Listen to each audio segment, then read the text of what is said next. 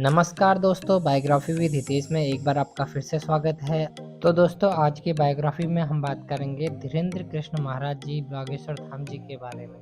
हमने इसका पहला भाग बनाया था, आपने सुना होगा, और आज हम बना रहे हैं दूसरा भाग। बागेश्वर धाम धीरेन्द्र कृष्ण जी महाराज को ज्ञान की प्राप्ति। धीरेन्द्र कृष्ण का जन्म शुक्ल वंश के ब्राह्मण परिवार में हुआ, जहाँ से शुरू से ही कर्मकांड होता रहता था।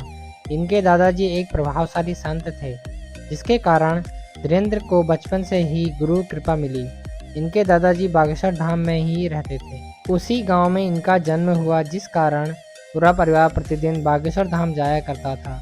यहीं पर इनके दादाजी के गुरु सन्यासी बाबा की भी समाधि है। सन्यासी बाबा भी इनके ही वंश से संबंधित हैं, जिन्होंने 320 वर्ष पहले समाधि ले ली थी।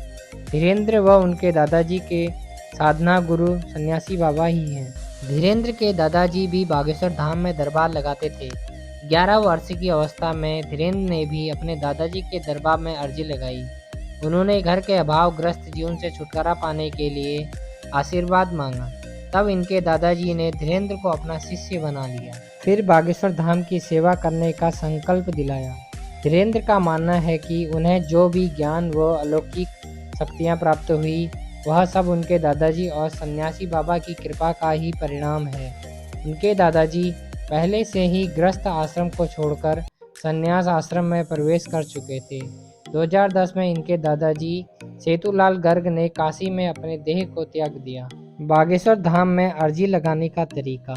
बागेश्वर धाम पहुंचने पर श्रद्धालुओं को रजिस्ट्रेशन करवाना होता है। फिर यहीं से टोकन मिलता है। टोकन मिलने के बाद कुछ जानकारी देनी होती है, जिसमें श्रद्धालु का नाम, स्थान व मोबाइल नंबर होता है।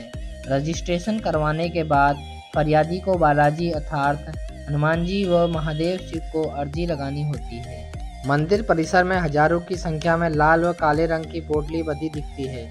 फरियादी को भी एक लाल रंग के कपड़े में नारियल बांधकर अपने मन में अपनी समस्या को दोहराते हुए इस पोटली अर्थात अर्जी को बांधना होता है।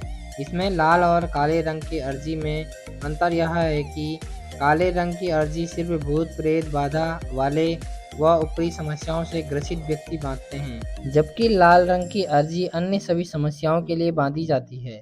अर्जी बांधने की जगह पर ही महादेव और महाबली का मंदिर है, जहां अर्जी लगाने के बाद फरियादी 21 बार परिक्रमा करते हैं। इस दौरान मन में मुराद को लगातार दोहराया जाता है। बागेश्वर धाम धीरेन्द्र कृष्ण शास्त्री के अनमोल वचन। श्री धीरेन्द्र कृष्ण शास्त्री जी कहते हैं कि जो विद्यार्थी प्रतिदिन माता पिता व गुरु को प्रणाम करता है, उसकी आयु बढ़ जाती है, उसकी विद्या बढ़ जाती है, उसका यश बढ़ जाता है और उसका बल बढ़ जाता है। ये थी आज की जीवनी श्री धीरेन्द्र कृष्ण महाराज जी की। मिलते हैं एक नई बायोग्राफी के साथ, तब तक के लिए नमस्कार।